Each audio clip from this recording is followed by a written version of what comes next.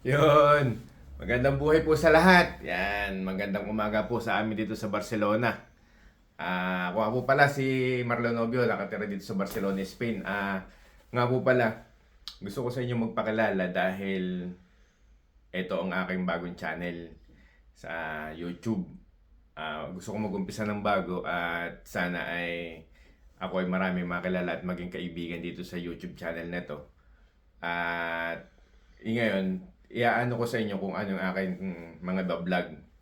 Ah, Unang-una, papalala ko sarili ko. Ako si Marlon Novio. Ako ay Pilipino, syempre, kasi ng Tagalog, Pilipino. Nakatira ako dito sa Barcelona, Spain. At ang aking bayan, dyan sa atin sa Pilipinas, ay taga Mauban, Quezon ako. Yan, ako'y Quezon, taga Quezon ako. Maubanin. Kumbaga nga, kumbaga ang salita ba'y matigas. Kumbaga laging akala may galit pero wala, nagsasalita lang, nagsasabi lang, akala mo ba'y laging may kababag at may kaaway. Ganun kami mga taga Mauban, Quezon. Kaya sa akin po yung aking tono ng panalita ay pare ko naman sana inyong pagpasensyahan pag kayo kumbaga yung bagang pag namamali baga. Ang baka sa inyong mali pandinig ay medyo araw kinalaang ninyo. At siyempre, tayo tayo pulo-pulo sa Pilipinas, tayo kanya-kanyang lugar, kanya-kanya tayo ng, kumbaga nga sa sinaunang panahon, kanya-kanyang tribo ba? Ay may mga nakaugalian, may mga tono ng pananalita na hindi gusto ng iba, pero lawakan na lang natin ang ating pagpasensya, kumbaga, dahil kami mga maubanin, ay kami kung magsalita talaga, ay kami matitigas ang salita, tapos laging pasigaw, laging, kala mo laging may kaaway, may ano, ganun kami. Kaya, pasensyahan nyo na kung sa aking mga video na lalabas ay ang mga pananalita ko ay talagang maasa pandinig nyo kakaiba, ay bahala na ho kayo, bahala na ho kayo. Basta ako si Marlon Novio, nagsisimula na umpisa dito sa YouTube at itong aking bagong channel, ang pangalan ay Novio.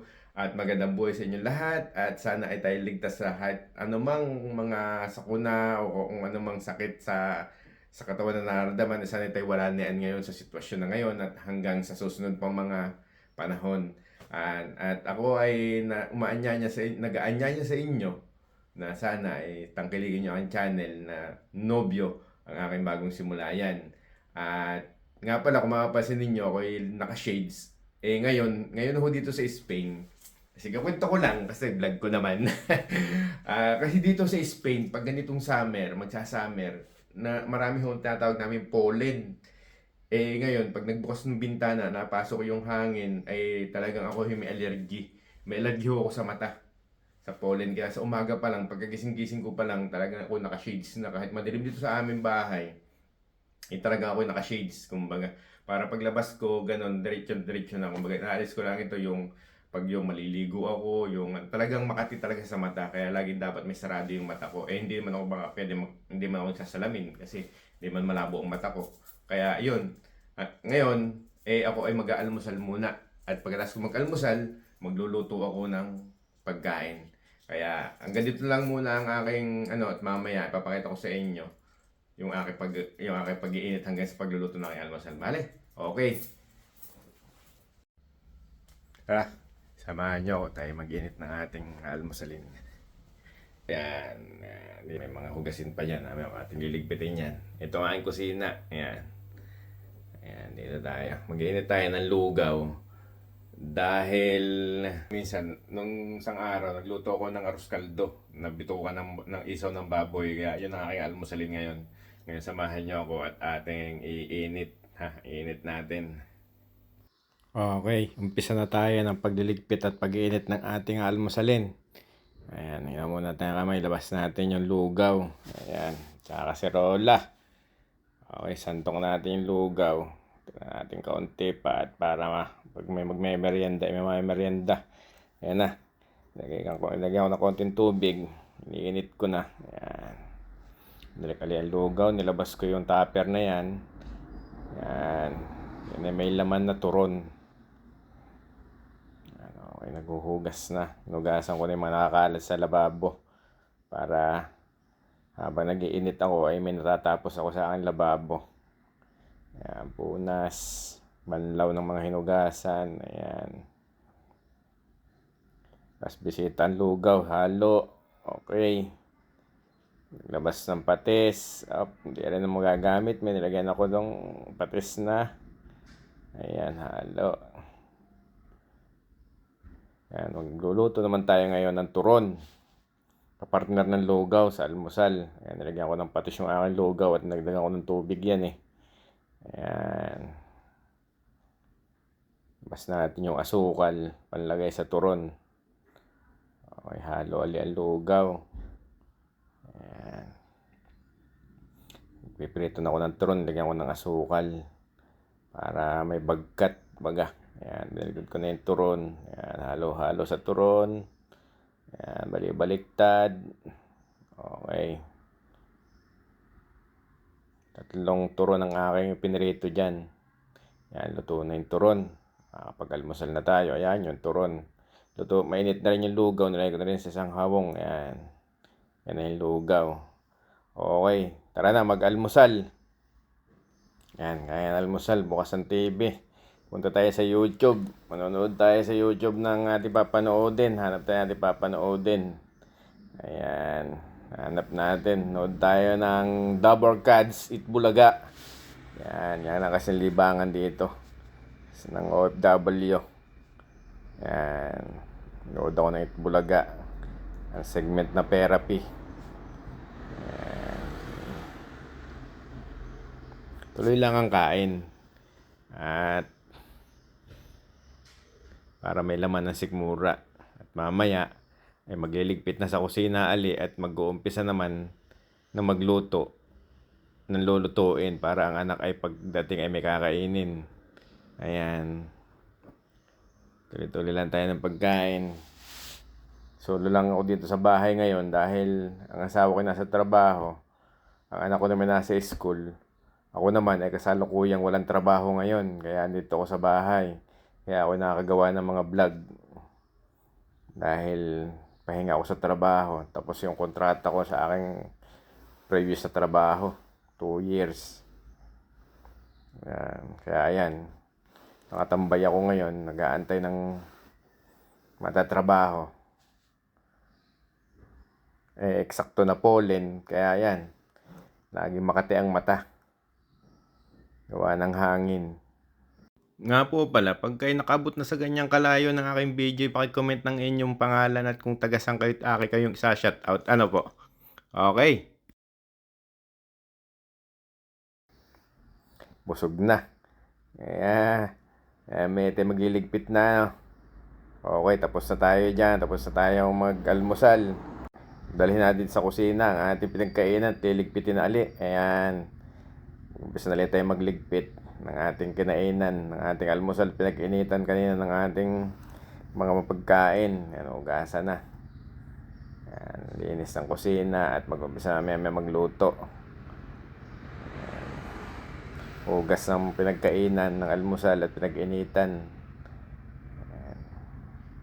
Yan lang naman ang gawain ko dito sa bahay. Dahil ako solo dito sa bahay, nakapag-iwanan. Ayan. Pag may mga natirang mga linis sa kusina, dyan, ganyan ang ginagawa ko. Nagliligpit pa unti-unti.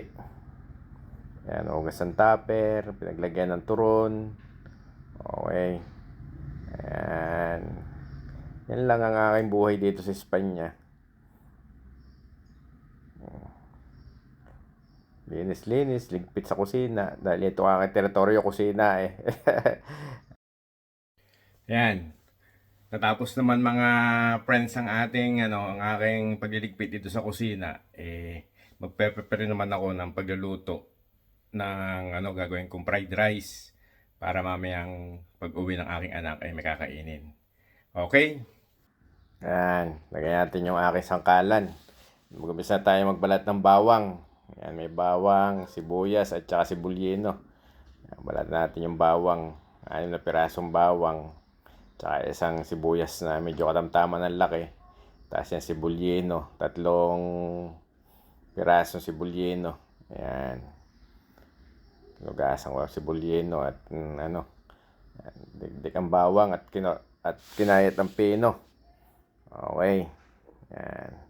Lagay natin sa lalagyan ng bawang na ginayat. Punasan natin yung ating sangkalan. atin naman kortarin ngayon yung sibulyeno na dahon. O, ayan. Tapos yan. Kortarin ulit natin yan. Natira pang dahon na yan. Tapos lagay natin yan may sa lalagyan. Ayan, lagay natin diyan. Punas, sangkalan. Kortar naman natin yung puno ng sibulyeno. Ayan, yun yung medyo matigas. Sasama natin yung sa sibuyas. Ayan. Kortarin natin yung sibuyas sa maliliit. Kwadradito. Ayan. At yan ang pagigisa natin mamaya. Yan, lagay natin sa lalagyan alian sibuyas. Yan, punas. Tapos yan, lalabas natin yung ating mga bahaw dyan, yung mga leftover na kanin. Lagay ko sa rep at yan nga, ating gagawin fried rice. Okay, yan. Dudurugin natin yung kanin, mga kanin lamig, mga leftover na kanin yan. Dinurog. Okay. Yan, hugas ng kamay. Yan, lamas alin ng kanin, durog ang kanin. Okay. Yan.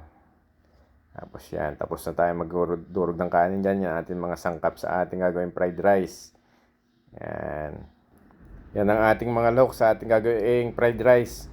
Yan, okay. Yan, tapos na po tayo mag-prepare ng ating gagawing fried rice. Ngayon, umpisa naman natin magluto ng fried rice. Yung authentic na fried rice na alam ko ang aking lulutuin. Okay? Okay, yan. Umpisa na natin na magpainit ng ating wok.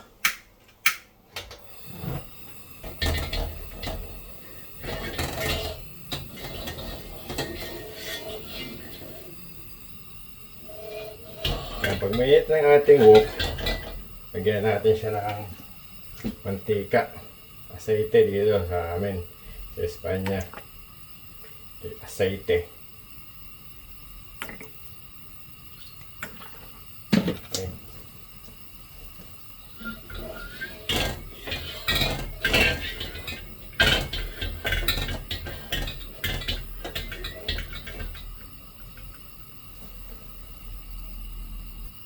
Okay, umpisa natin sa bawang. Bawang.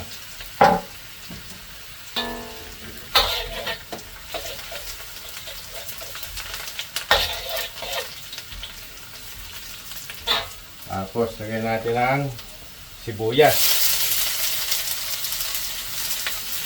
Okay.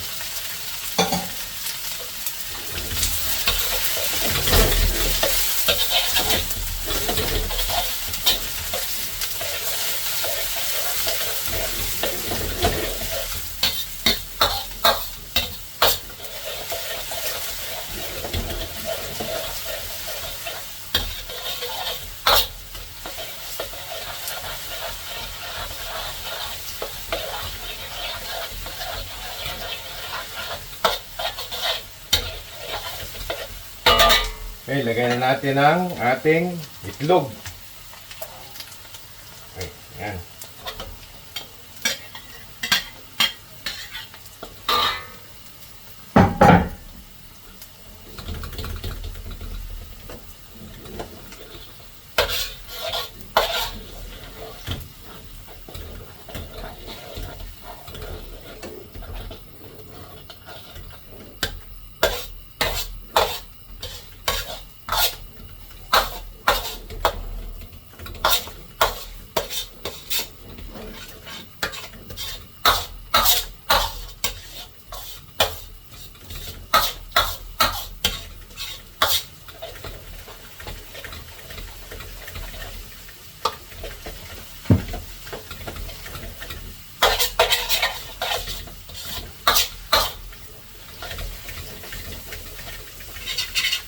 Okay, lagyan na natin ang ating mga sibulyeno. Yan. Nilahat ko na yung aking gulay at masisira na rin lang kaya marami itong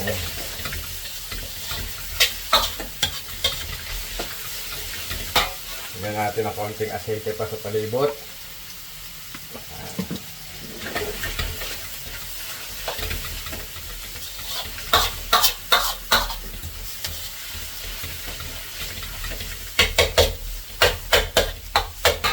Lagay na natin ang ating bahaw.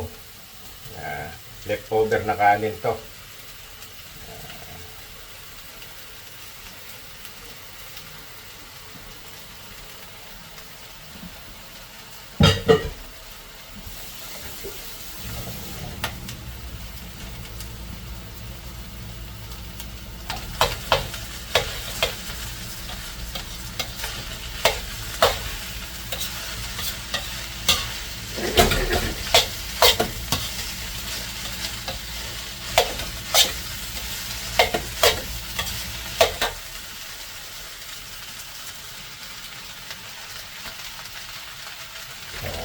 saluin lang natin. Medyo anong pati panghalo, palta natin itong ating kanshi.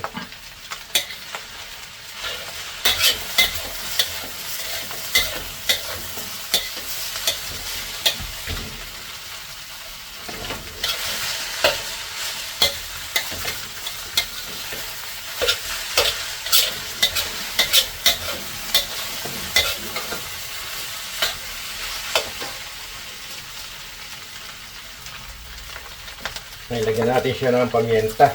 Ayan. Pampalasa.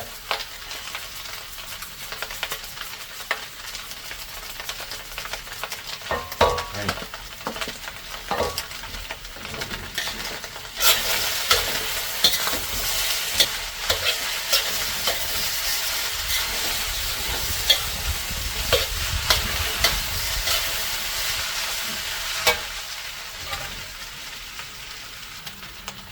Lagyan na lang natin siya ng dark soy sauce. Okay, dark soy sauce ang gamit ko para mas maanong kulay. Ito yung magsisilbi pang paalat natin.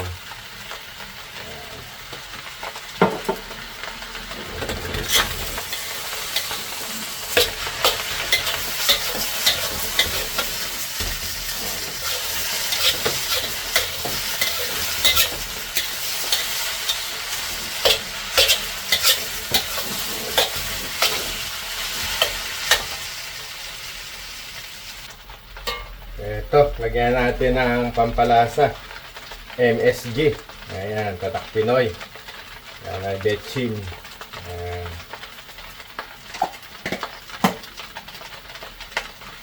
Tapos haluin lang alin natin ng maigi para kumatik yung lasa.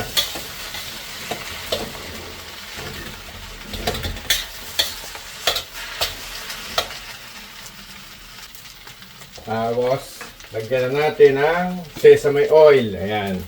Sesame oil ang aking gamit. Ayan. Asian. Galing to sa Asian supermarket. Ayan. Lagyan natin ng sesame oil. Okay. Ayan. Tapos saluin lang din alin natin na mabuti.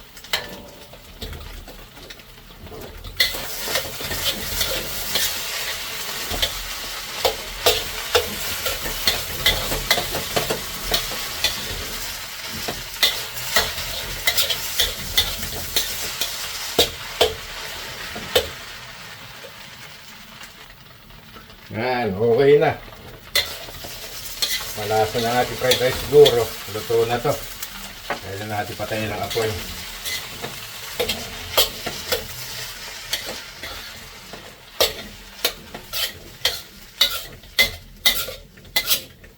Yan ang aking fried rice.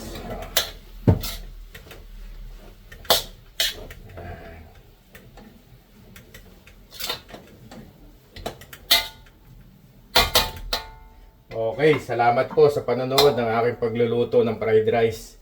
Yan, ito ang aking vlog ngayon. Okay, hanggang sa muli. Adios!